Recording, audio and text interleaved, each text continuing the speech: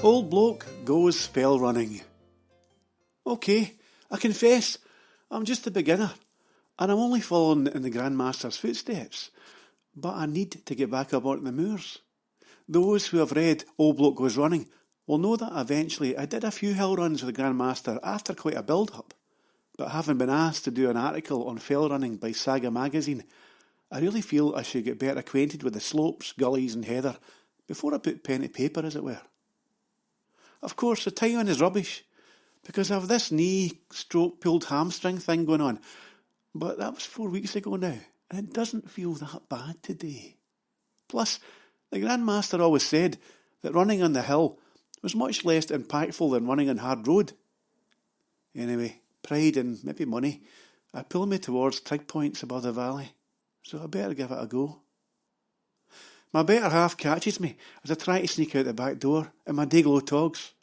"Eh, where do you think you're going?" she inquires. "Nowhere," I say stupidly. "Aye, I thought you couldn't cut the grass because of your sore knee." Well, you see, I saw this YouTube video and..." "Aye, well, if you break your leg, don't come running to me," she blasts, slam the door behind me. "Jings, I'll try and remember that," I say, but I'm talking to a shut door by now. Suitably chastised, I get in the car and head for the car park just below Camelot. That's Carman Hill to you lot. And step out into a sunny but chilly morning.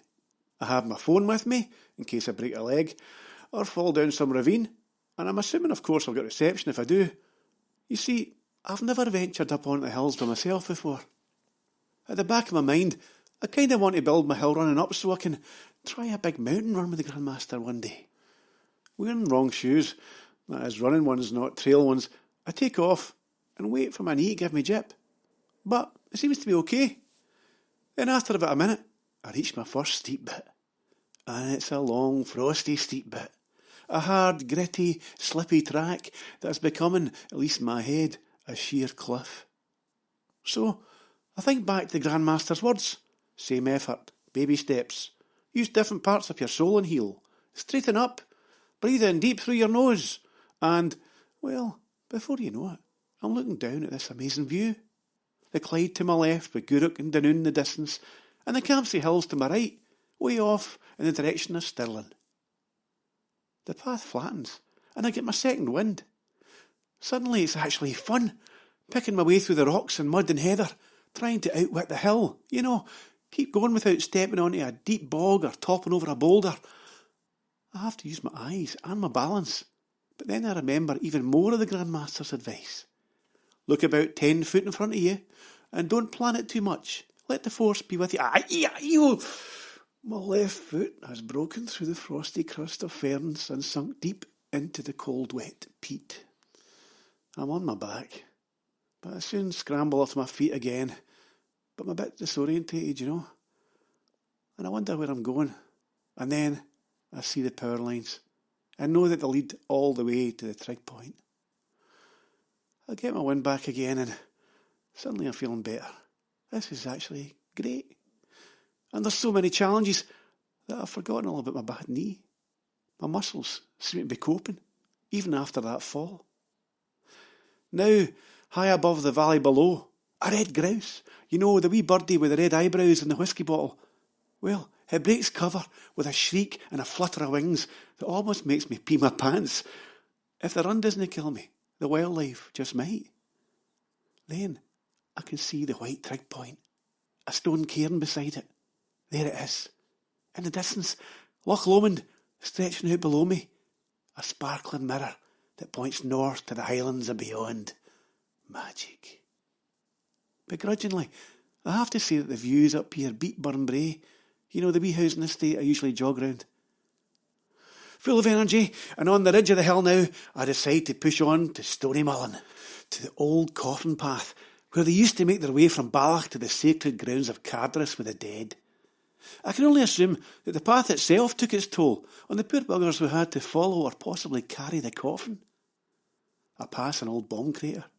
One had camped in with the boys when they were young, a remnant of the Second World War, and a reminder of the devastation caused by the German bombers in Clydeside. Locals would actually set the hill on fire up here in the hope that the bombers would drop their load in the hill rather than the populated valley below. This was known as a starfish decoy. The Germans attacked the burning hill, believing it part of the fires in the already blazing Clydebank. The Luftwaffe bombed the area between March and May 1941. Probably the last time that Alexandria felt the real impact of any kind of war. That was me at 2.5k and time to turn back. Most of the return leg would be downhill, and with the frost melting, this meant a treacherous trip that would test that hamstring and my powers of balance to their limits. Notes to self, buy a proper pair of trail shoes that will hold the hill better, and maybe a few pairs of those waterproof socks that keep your feet warmer. Aye, and keep doing more of this. It's exhilarating, breathtaking in more ways than one, and a great start to the day. When I get back, my wee trainer watch tells me I've done 116% of my daily activity target already, and it's only 9 a.m. Magic. Time for one of my chilli and bacon omelettes, and a fizzy water in the bath. I thought you liked a beer in the bath, I hear you say. Well, 2 reasons it's fizzy water. 1, it's only 9:30, and I'm not a complete alky yet. And 2, I've stopped buying those plastic bottles and got myself a soda stream, so I'm quite excited about fizzy water. But I'll expand on that wee environmental nugget later. Anyway, a bath and breakfast later, my leg feels much better. I know it shouldn't, but it does. Oh well. Remember, All Bloke Goes Running, the book, is available from Amazon, your local bookshop. It's available as an audiobook from Audible or Amazon, and you can get it in your library.